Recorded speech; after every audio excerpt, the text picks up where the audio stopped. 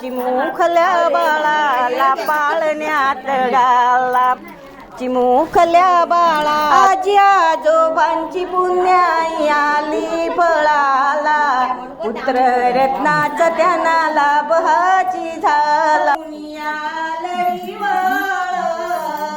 पाळण्यात लवंकुश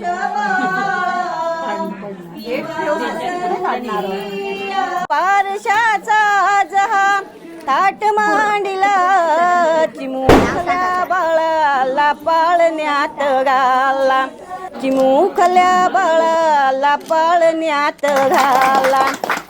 नूतन बालकाचे नाव रुद्रांश ठेवण्यात आले आहे. रुद्रांश रुद्रांश रुद्रांश.